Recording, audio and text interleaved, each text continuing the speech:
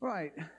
Judges 17 really through 21, so the last portion of the book, really highlights the collapse of faithfulness among the Israelites in the dark days of the Judges. It indicates, especially in chapters 19 to 21, that these things took place in a relatively early period of the Judges.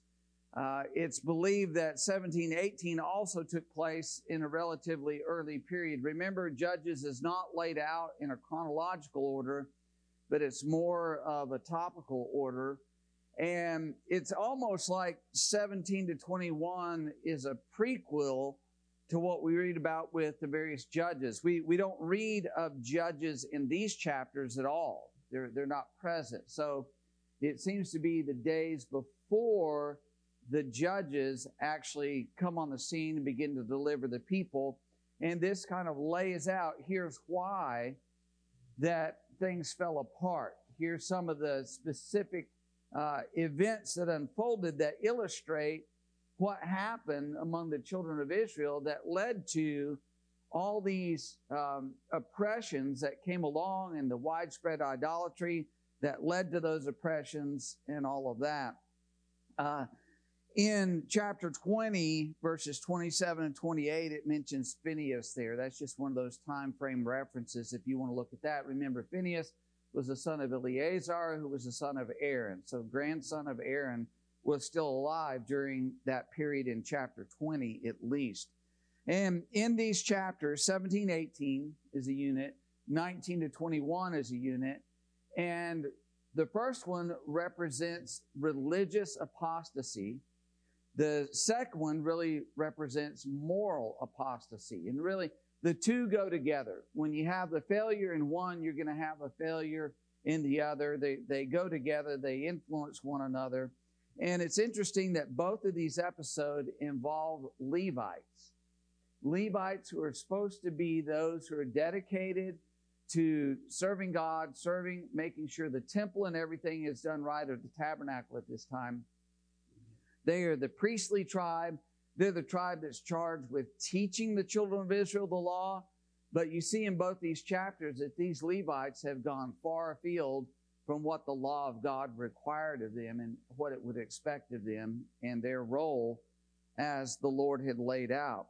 And so when the teaching in the community fails, the community ends up being corrupted. And we see all of that unfold here. So let's begin Judges 17. Let's read verses 1 through 6 to start with. Who will get that? Ron?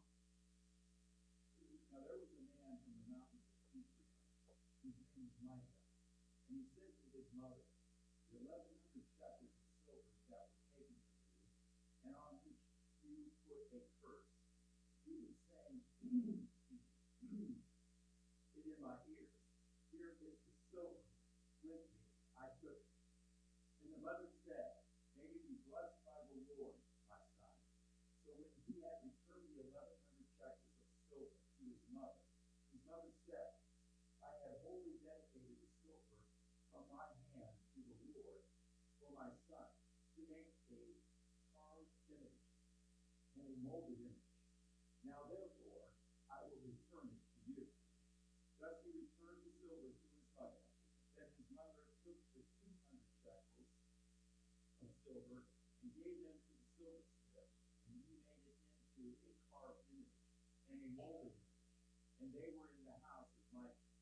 And Micah had a shrine and made an ephod and household idols. And he consecrated one of his sons, who became his priest. In those days there was no king in Israel. Everyone did what was right in his own eyes. All right. So, talking about a man for the mountains of Ephraim. The mountains of Ephraim, remember, if you have the map of the land of Canaan during the time of the Israelites and going in and settling in their territories, Judah's down on the south. The mountains of Ephraim will be just north of that. And this man by the name of Micah, what did he do? But before that, he didn't do that. What what did Micah do himself? Ron? Okay, so just think of that for a moment, taking 1,100 shekels of silver from his mother. What type of character would you say that man has?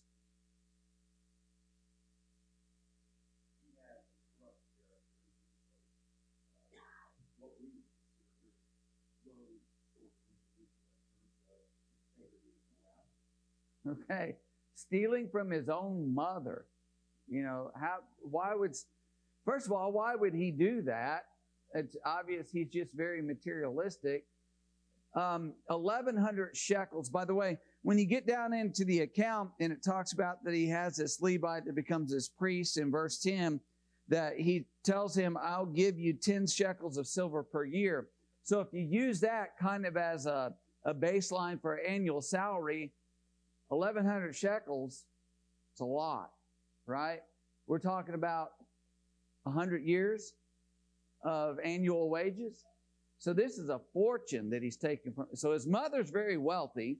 Obviously, Micah has some measure of wealth as we go on down and read about various things here. But the idea is he takes that from his mother and she pronounces a curse on whoever it is that took that silver.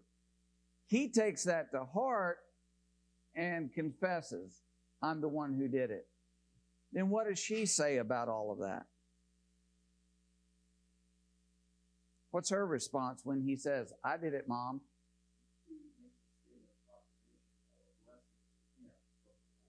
Okay, she had pronounced a curse, and now she's pronouncing a blessing to try to counteract that curse. And so you see that dynamic going on there. And she makes mention that she had dedicated that silver to the Lord.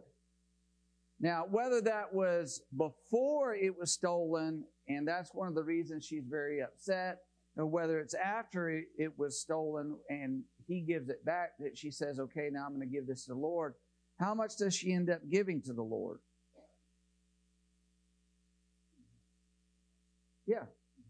Yeah, 200. Well, she dedicates that to these images that are made, the 200. But she said, I dedicated it. What do you think's going on there? Yes, it's idolatry.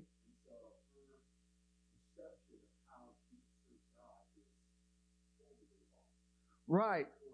So to Ron's point, if you notice in your translation there in verse 2 and a couple of other places down through here, when it references Lord, it's all caps. That's saying Jehovah, the one true God, the God of Israel. So she is acknowledging that Jehovah is God, but yet she's making these idols and commissioning them to be made. And it's really two images that are being discussed here. One, the idea of a carved image is you take a piece of silver and the silversmith works it and carves out an idol from that block of silver.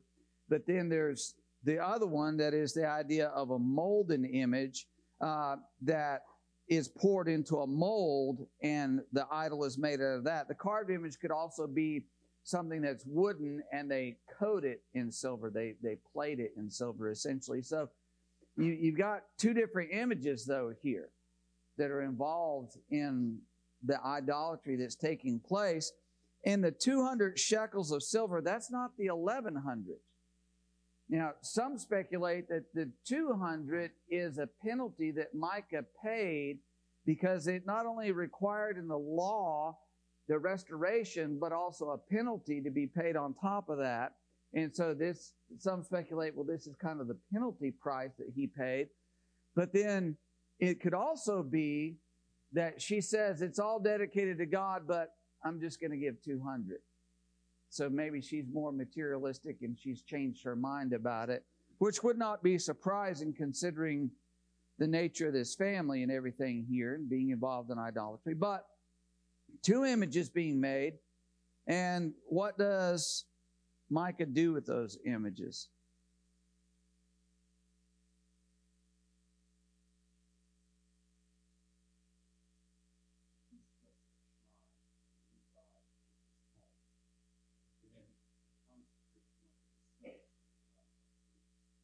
What's he doing here?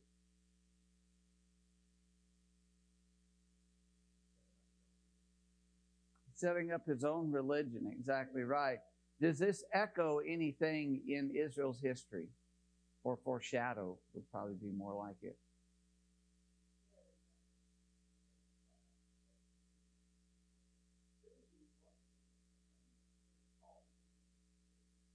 Exactly. I got my own personal priest in my son, so I got control of everything here. Mike.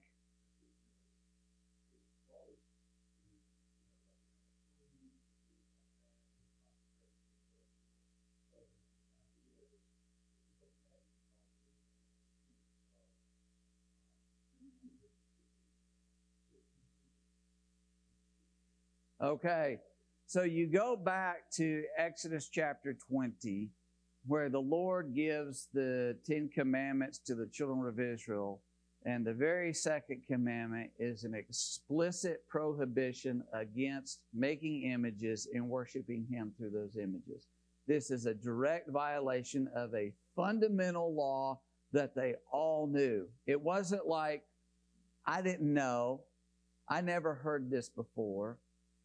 This is something that would have been prominent and ingrained in the people, at least at this point. It's not as though, if this is the early period of the Judges, and we're assuming that it is the early period of the book time frame, that it's taking place before the actual judges are raised up, they're not that far removed from the generation. This would be that first generation where it says at the beginning of the book, there arose a generation that knew not the Lord. Joshua, his generation served the Lord. The generation that outlived Joshua served the Lord. Then there arose a generation. This would be that one that is beginning to turn away from the Lord. And so it's not like we never heard anything like this before. But here they are expressly violating that commandment. Mike. And how quickly. Yes, exactly right.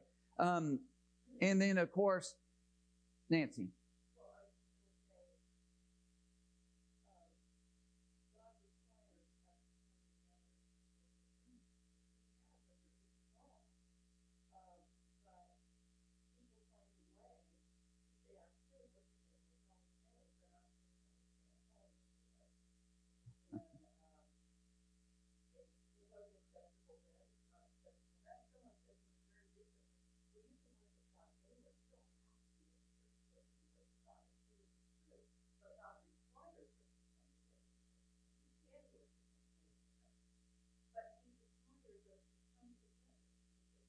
He requires an assembly of us coming together to worship together.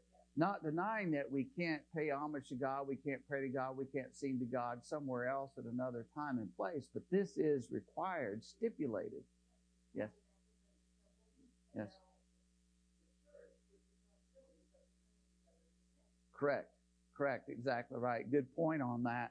And you think about how quickly they seem to have moved away from the law.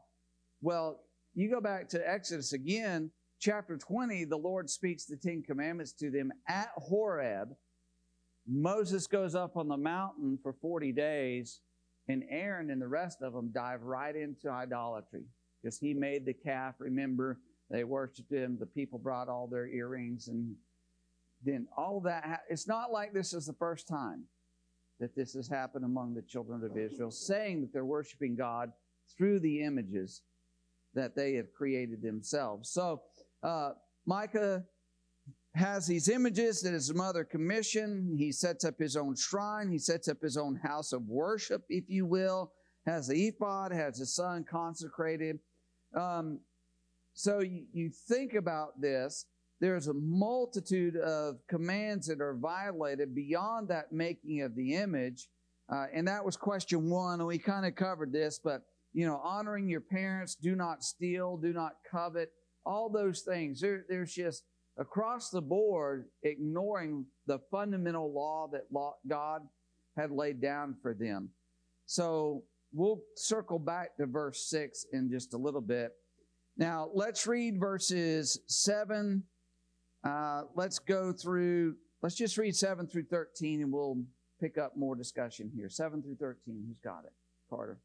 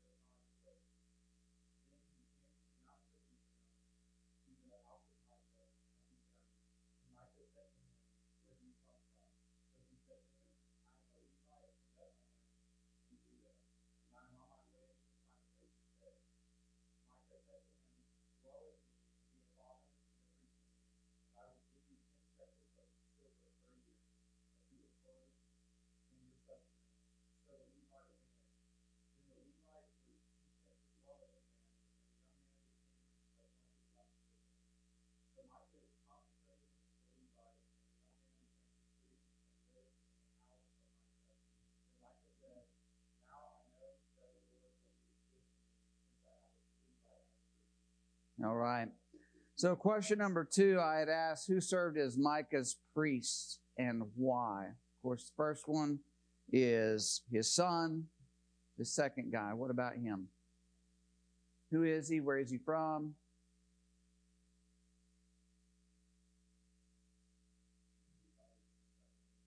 Okay. He's a Levite from Bethlehem, Judah. It says of the family of Judah. It's not saying he's a descendant of Judah necessarily. I would lean toward it's talking about Bethlehem of Judah and the family of Judah's living there. But you have this Levite there.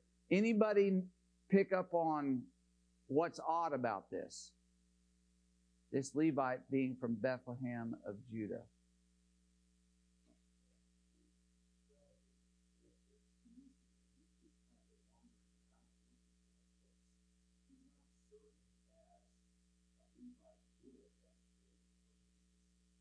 Exactly. Now, whether that's this individual who has made these decisions or the circumstances are that it's kind of dissolved, they've weakened in their duties. Bethlehem of Judah was not a Levitical city. Remember, there were cities appointed for the Levites to dwell in. Bethlehem of Judah is not one of them. So why is he there? Why was he there living there? What's going on there? He's evidently decided either A, I don't like the tabernacle service, or I don't like the service that I've been given to the place, or maybe he got crossways with his family. He decided to take whatever it was, or if the whole system is beginning to crumble and he's decided to take off. Maybe it is that the Israelites are not supporting the Levites, and he, by circumstances, is forced, I got to go find somewhere to live, to have food and clothing and shelter. Where do I go? He's a Bethlehem, Judah. This isn't working out. I'm going to keep going and see where I end up. Maybe that's the case of it. So he's there wondering about. He gets to Micah, and what does Micah offer him?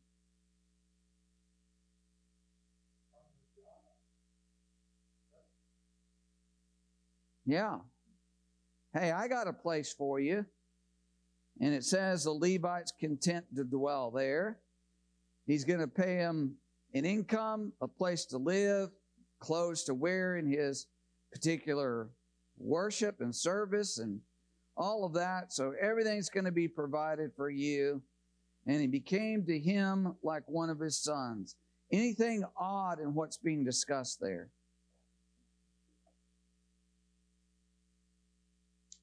What does Micah say to this young man in verse 10?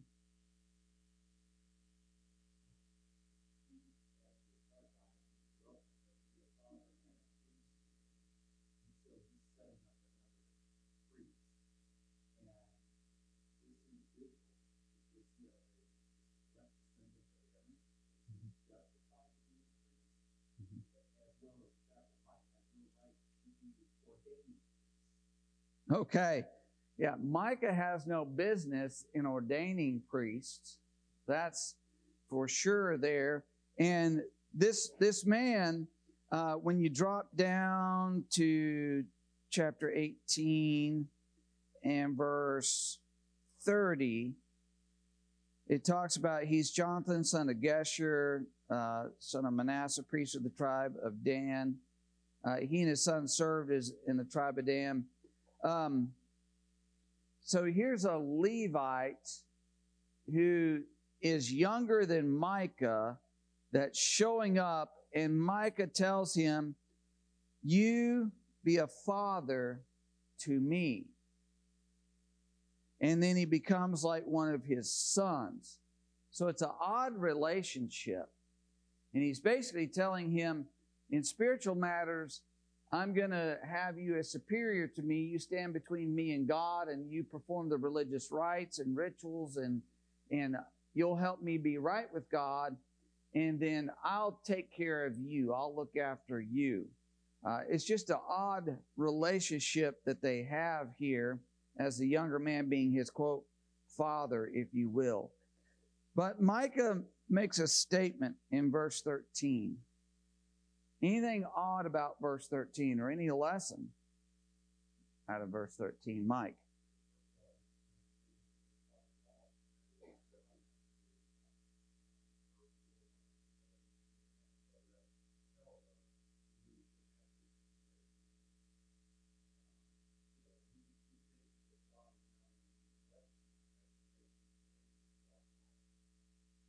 Okay.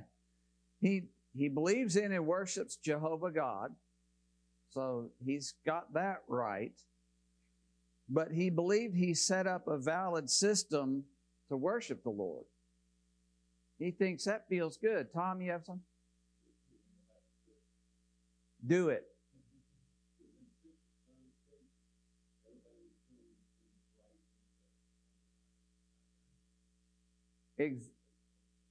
Exactly. So he has just validated himself. I feel good about this. God's going to bless me. Anything in the modern world like that?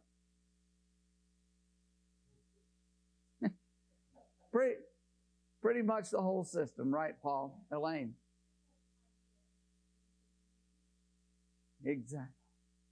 Exactly.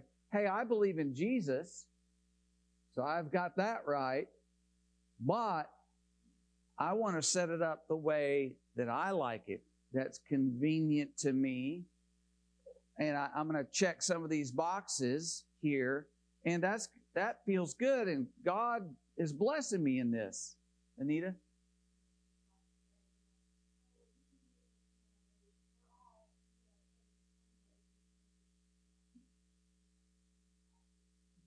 Right, exactly right. One of the things I read, Charles Simeon, it's just back in the late 1800s. So think about that time frame.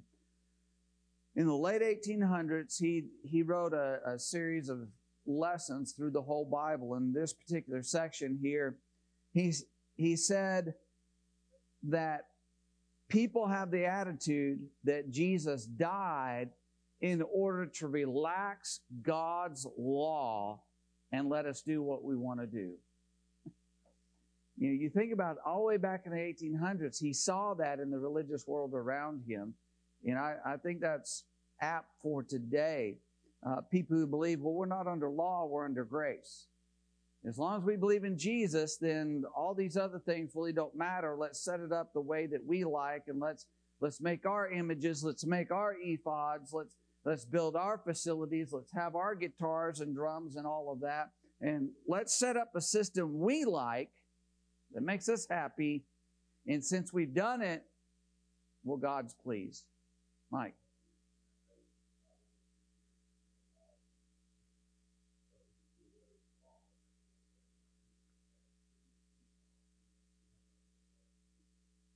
Exactly. Ron?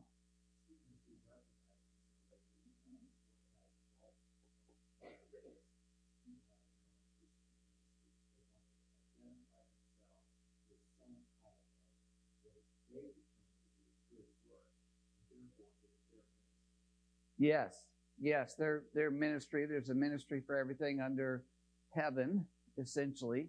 And yeah, I mean, There's people who believe they have fishing ministries. Well, we go fishing on Sunday morning. That's my ministry to fishermen.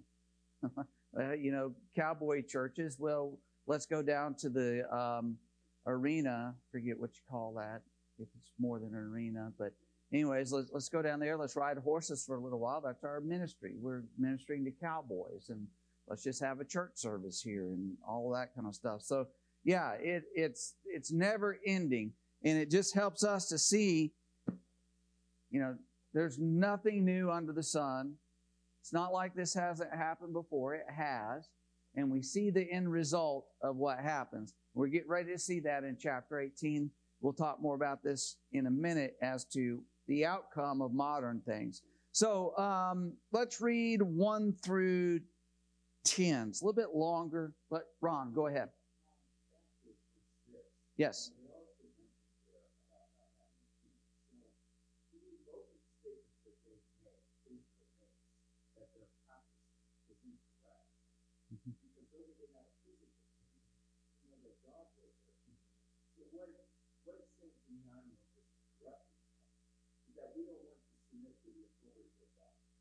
Yeah, that's exactly what this is saying. And there's no one in the land helping to lead and by authority enforcing God's law. That it was to the individuals to do that, and they're not doing it here. Exactly right. They don't respect God as their leader. Mm-hmm. All right, 18, 1 through 10. Philip?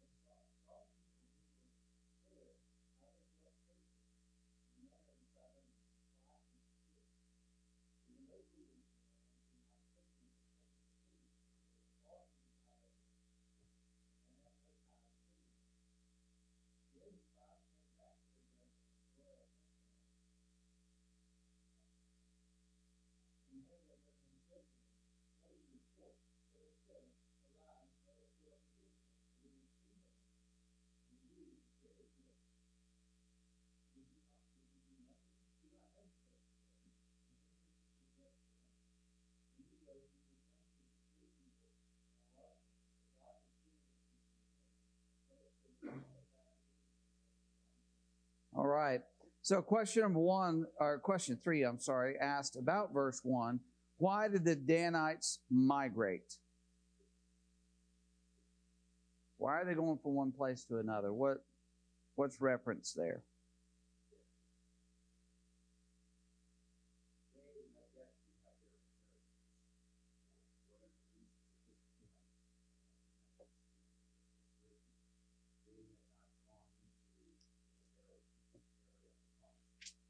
Exactly. So go to chapter 1, Judges 1, and notice verse 34 there. Judges 1, verse 34. And it makes reference, the Amorites forced the children of Dan into the mountains, for they would not allow them to come down to the valley. And remember, under Joshua, they had been allotted their land, their territory. Then it was up to them to go in and to take it. And it mentions that there are various ones who went in and began to take their territory, and they found that resistance, and then they're forced back, as it mentions here. The Danites They're trying to go down into this lowland plain area, and the Amorites resist them and push them back into the mountains. And that's the idea in chapter 18, and what helps us to understand this is earlier in that period of the book of Judges, because they've not fully taken that. They've headed toward their territory, but they haven't settled it. And so they're looking for a place to go, because where they originally intended to go, the people fought them hard and pushed them out. And what this amounts to is a failure on their part to have faith in God and to do what He had commanded them to do. So fast forward to where they spy out. What is it that they notice about where they're going to end up going? It talks about they get up there, they get to Laish. What do they notice in verse 7? Ron.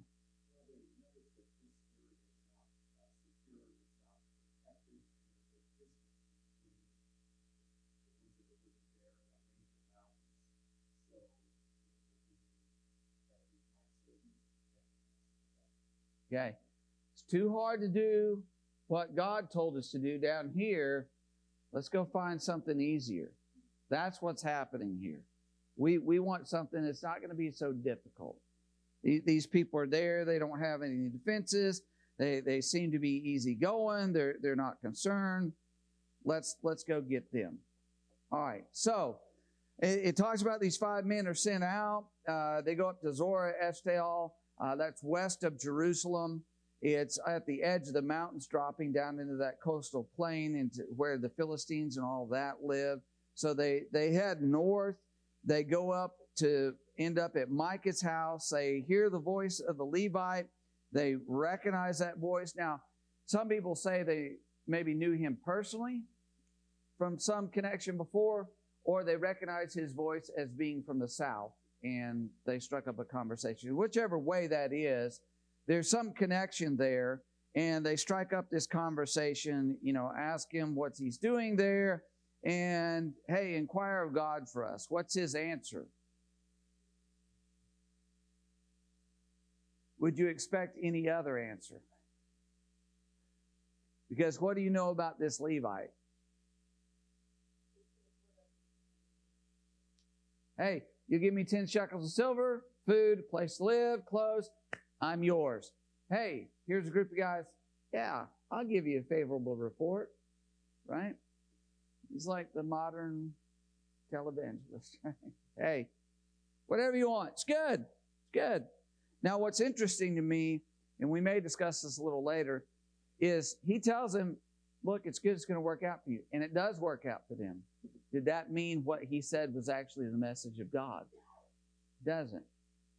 See, a false teacher can give something that happens to work out, but that doesn't mean it's of God. Great illustration of that in this chapter here. All right, so they decide that's the direction we're going to head. Let's read verses 11 through 17, and we'll pause there. 11 through 17, Zach.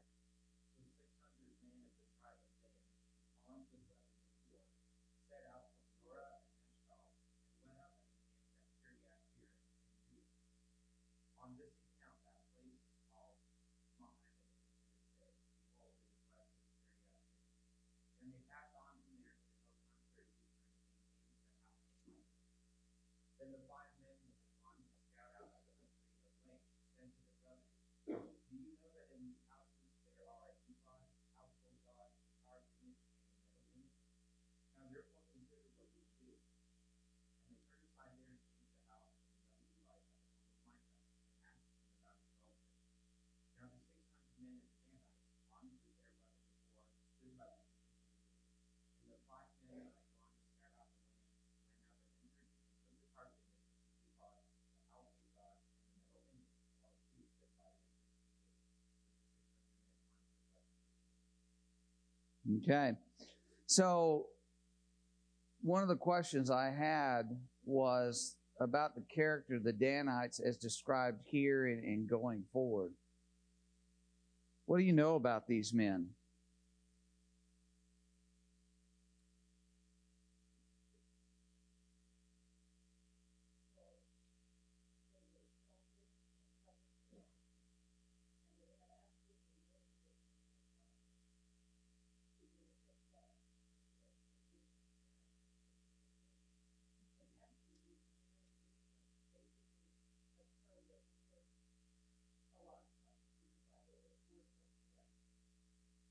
Mm-hmm.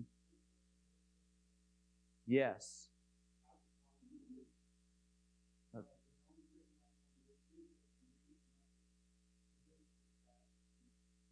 Right.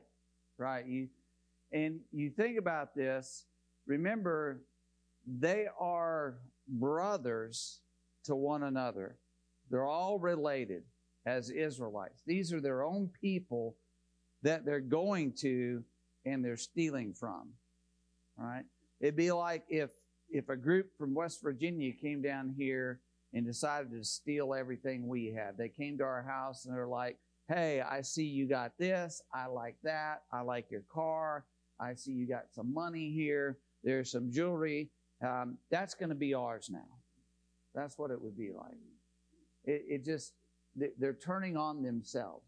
Wholly self-absorbed, selfish, ruthless type of men, worthless, as Nancy mentioned here. They are bullies. So there's these 600 men. They end up at the house. They end up taking things. Let's read now verses 18 to 20. 18 to 20. Who's got that? Go ahead, Tom.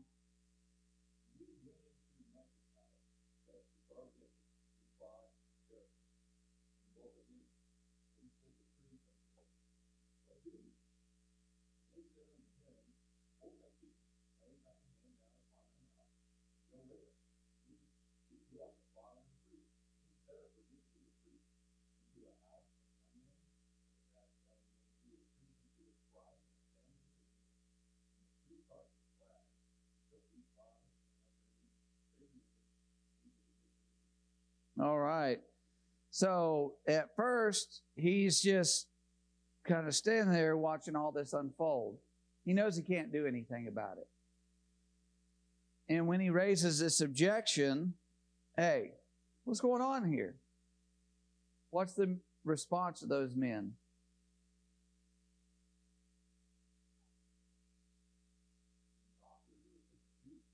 Yeah. You need to quit talking right now before you get in trouble. But we got an offer for you. Come on and be with us. So, what do you think about that priest? What's the character of the Levite? Question number 5. Hey, he's going where the money is, right? He's this deal that he made with Micah and a man who looked after him and provided for him. It's like, well, I'm done. So,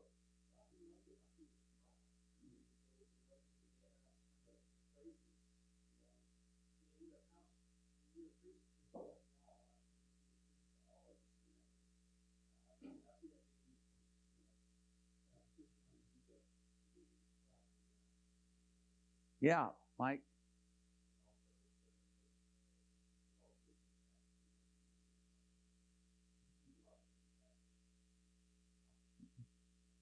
Mm-hmm.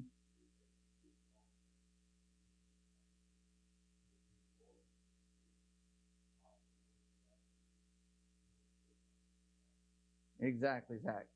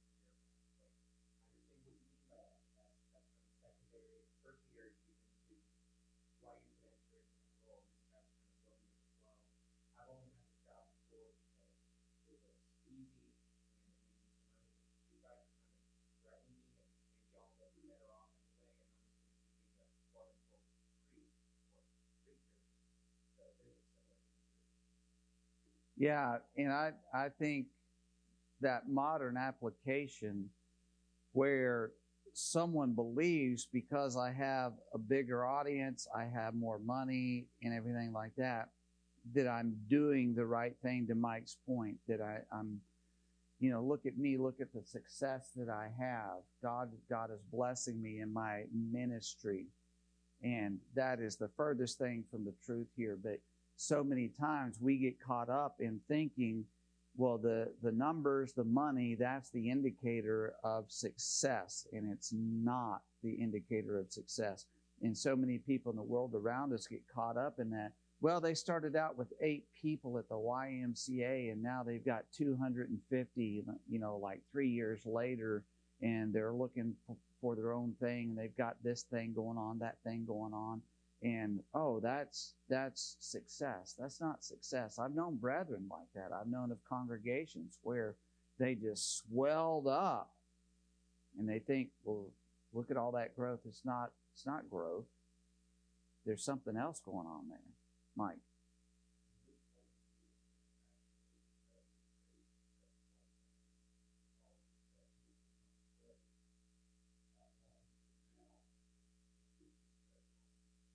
Yeah, it's a whole tribe that's just falling right into this idolatry.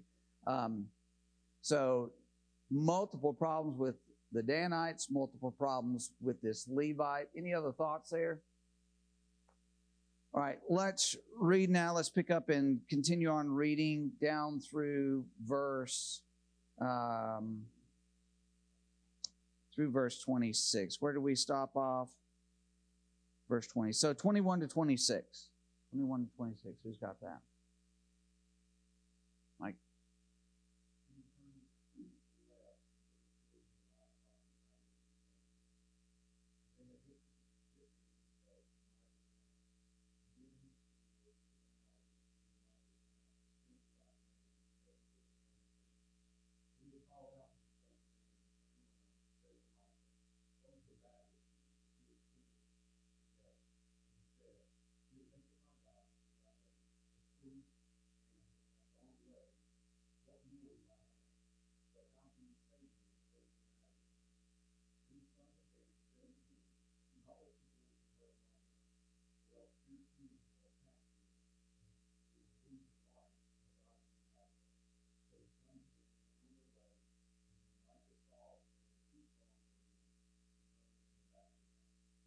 All right. So they're headed out. Got the Levite, got the images, got the ephod, have all that stuff with them. They are on their way. Micah and his neighbors, those nearby him, and some say that this is describing really Micah's village, that he's the guy who has all of this, and these are his people there, servants and whatnot. But they gather up, they go, they chase them down, and the Danites ask a question, verse 23. First of all, do you think the question is sincere? Do you think these men are as dumb as a rock? Well, Micah, why are you here? What's the nature of their question?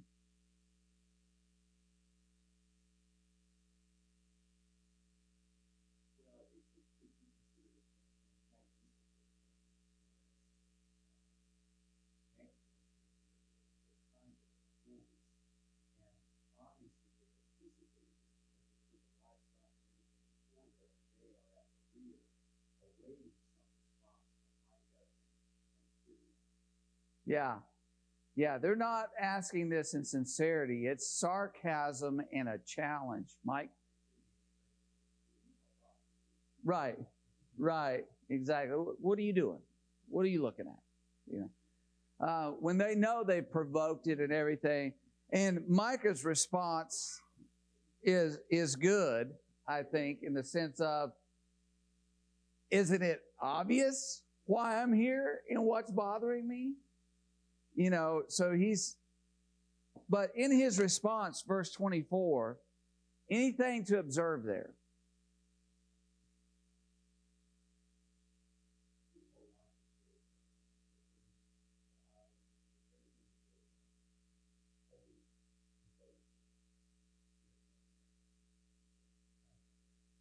yeah, you just gutted me here. And he realizes he can't do anything about it. But also very interesting to me that, he took the silver from his mother,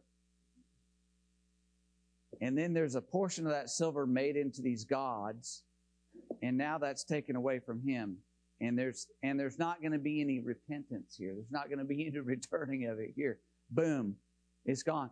And these are gods that are able to be stolen. Just like a chunk of silver can be taken from someone, these idols can be taken. And that instantly should tell you it's a false god. If a god can be taken by another person and whisked away, that's not a god. That's an object, that's a thing. Huh?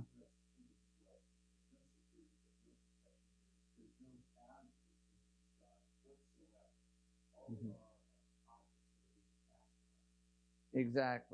Exactly right. Any other thoughts there? So he recognizes he can't do anything, and he goes home to lick his wounds. He goes on in verses 27 to 31 to tell us that they get up there, they settle, they rename the city Dan after their father, and that's when we later read about, from Dan to Beersheba. This is in the far north of the land of Canaan, and he and his descendants served as a priest until the day of the captivity of the land. So this portion of the book, at least, and the Judges, written way down in Israel's history, but it's recorded there for the people to understand. Here's what happened way at the beginning of the children of Israel being in that land, and what unfolded with them and departing from the law. It brought disaster. It turned them against each other, things like that. So question 6, getting back to what we talked about before, why were things this bad, and what lesson can we draw from it? Anything to add to that? Caleb?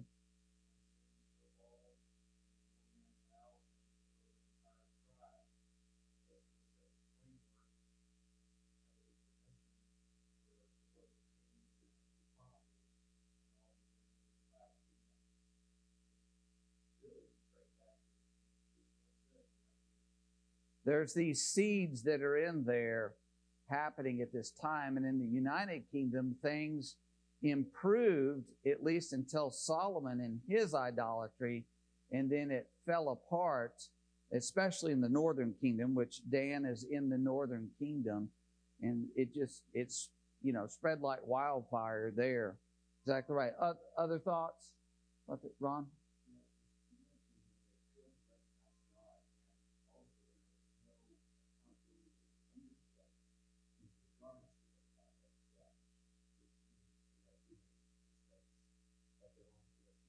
Exactly right. There was no accountability, first of all, individually, second of all, among the families, and then third, among the tribes or the communities in which they were. And it just tells us how important it is to have that in place. All right, Lord willing, 19 to 21 next week.